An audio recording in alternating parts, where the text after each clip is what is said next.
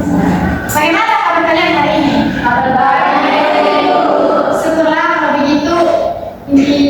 Sekarang ibu akan cek hadiran kalian. Hari ini semua hadir atau ada yang tidak hadir? Semua hadir. Oke, baguslah kalau begitu. Sebelum kita mulai layanan kita pada hari ini, minta kesediaan satu orang beribu untuk memimpin kita dalam doa. Ayo, ayo.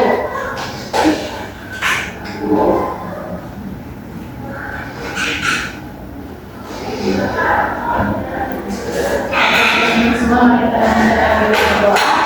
Berdoa mulai. Berdoa selesai. Oke, terima kasih Ega.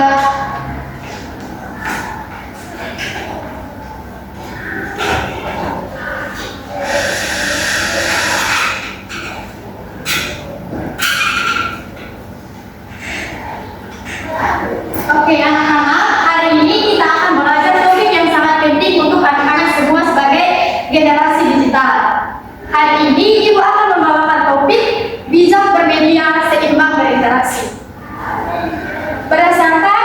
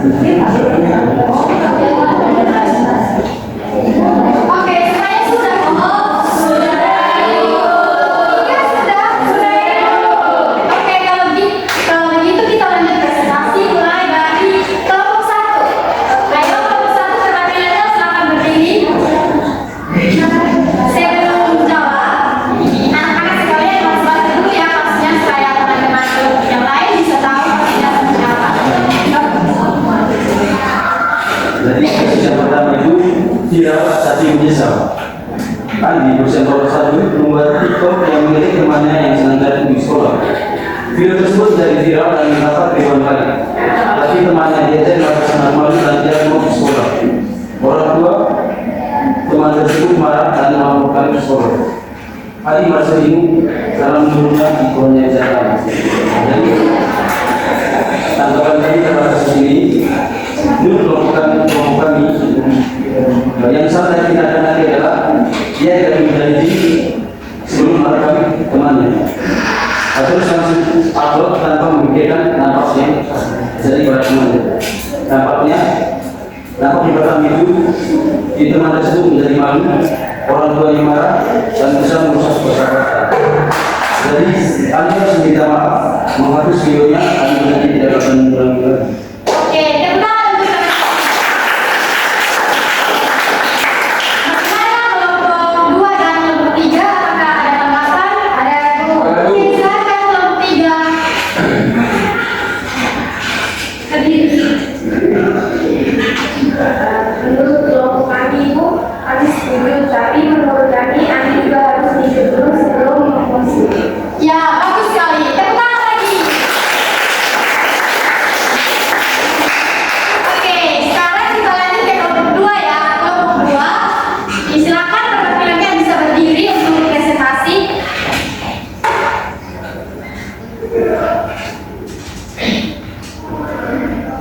Baik Ibu, kasus yang kami dapat pada kelompok 2 yaitu kasus hoax antar. Sari berusia 13 tahun, sangat aktif di media sosial dan sering membagikan berbagai informasi yang menurutnya menarik. Suatu hari dia membagikan berita tentang makanan berbahaya tanpa mengecek kebenarannya.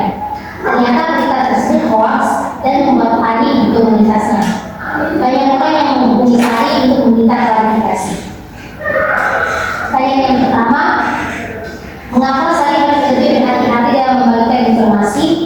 Jawaban dari kami, Sari harus lebih berhati-hati karena informasi yang tidak benar bisa membuat orang lain panik, merugikan banyak pihak, dan menurunkan kepercayaan terhadap Sari sendiri.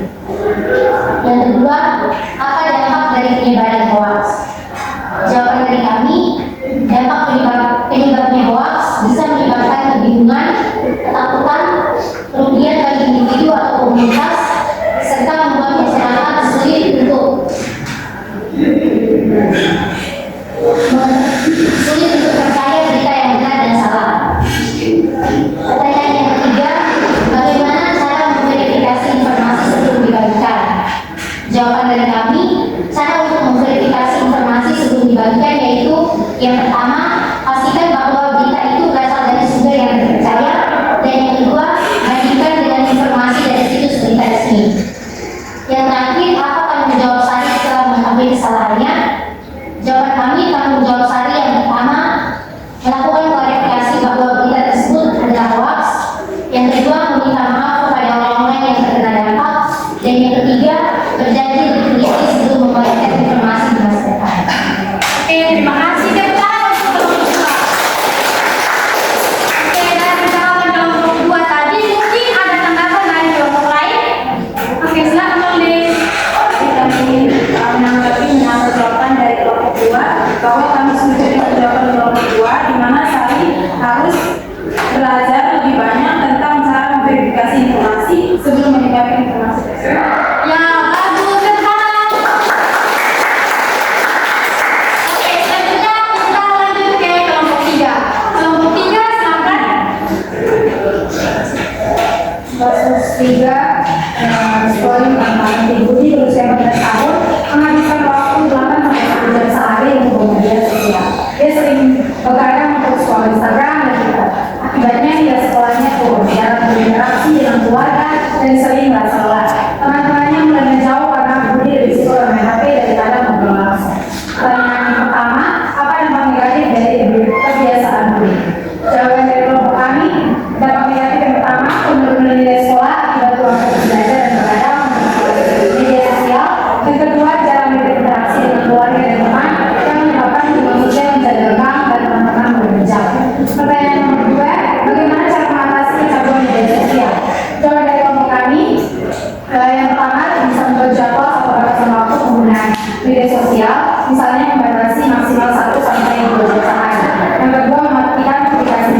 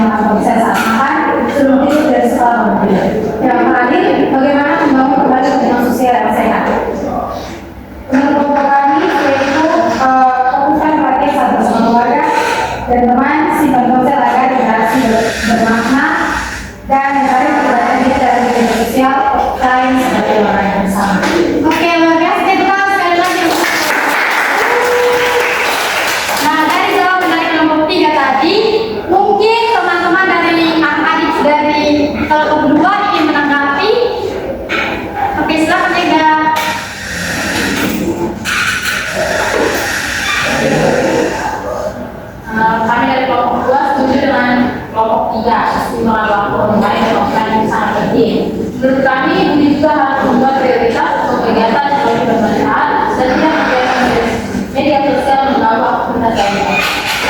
Oke, kita untuk teman-teman. Nah, dari 3 kasus tadi, kita bisa melihat bahwa media sosial itu ibaratnya pisau bermata dua. Di mana jika kita menggunakannya dengan bijak, maka akan memberikan dampak atau manfaat yang luar biasa. Sedangkan jika kita menggunakannya dengan tidak baik, maka itu juga akan berbahaya untuk kita. Nah, oleh karena itu, Ibu mau tanya, dari ketiga kasus Andi, Budi, dan Sari tadi, mungkin anak-anak Ibu pernah mengalami hal yang sama atau mungkin mengalami kasus yang persis seperti kasus Andi dan Budi dan Sari tadi. Mungkin ada yang ingin berbagi pengalaman? Oke, silakan Feby. Dari ibu pengalaman saya seperti kasus ketiga yaitu sering seperti Pak Menteri Ibu. Jadi saya sering membuang waktu untuk bermain media sosial dan melupakan kehidupan nyata saya. Oke, kalau begitu, apa cara yang dilakukan Feby untuk mengatasi hal itu supaya kayak Feby bisa lebih seimbang lagi dalam berinteraksi dalam media sosial dan Itu ibu saya mencari aktivitas yang seperti membaca buku dan berinteraksi dengan orang sekitar. Oke, terima kasih Feby. Oke. Sekarang Ibu tanya untuk semua. Jika anak-anak Ibu sekalian nanti ke depannya,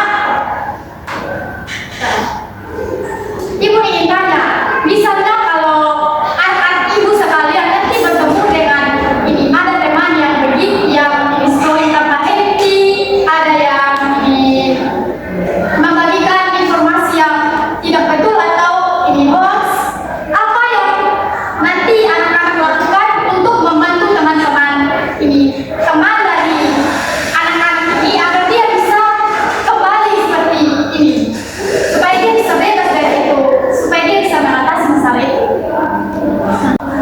Oke, kalau begitu Ibu ingin tanya lagi di Feby. Apa rencana Feby agar hal ini tidak terjadi lagi?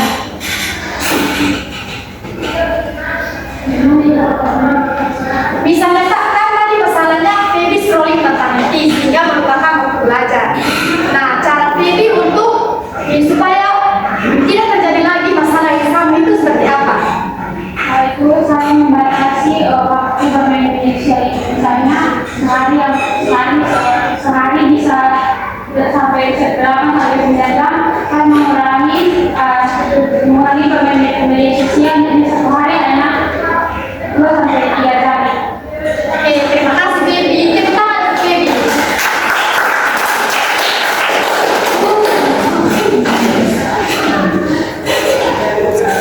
Oke, Ibu harap dengan adanya materi layanan yang Ibu berikan hari ini, anak-anak semua bisa mengurangi scrolling TikTok atau apapun itu, dan ini bisa menyaring dulu sebelum membagikan informasi dan bisa menyeimbangkan antara main HP dan bersosialisasi dengan keluarga, teman, dan komunitas lainnya. Kalau begitu, sebelum Ibu tutup hari ini, Ibu minta satu orang untuk menyimpulkan kegiatan kita pada hari ini. Ada yang bisa bantu Ibu untuk menyimpulkannya? Oke, silakan Ibu Tiana. Dari Ibu, semua yang saya dapat yaitu media sosial harus digunakan dengan bijak. Kita harus bertanggung jawab dengan apa yang kita posting di media sosial dan jangan sampai kecanduan. Kita harus menyeimbangkan penggunaan media sosial agar kita tidak menghabiskan waktu di media sosial dan melupakan dunia. Oke, terima kasih Yana. Jadi, kita harus ingat ya, kalau sebelum kita memposting sesuatu, kita harus berpikir dulu agar apapun unggahan yang kita akan unggah nanti tidak menyinggung orang lain atau teman-teman kita. Dan yang kedua,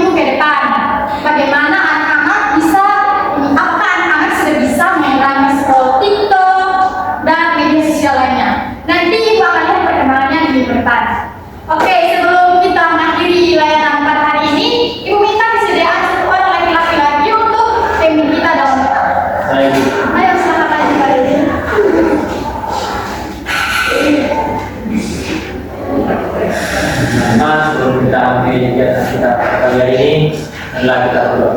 Doa mulai.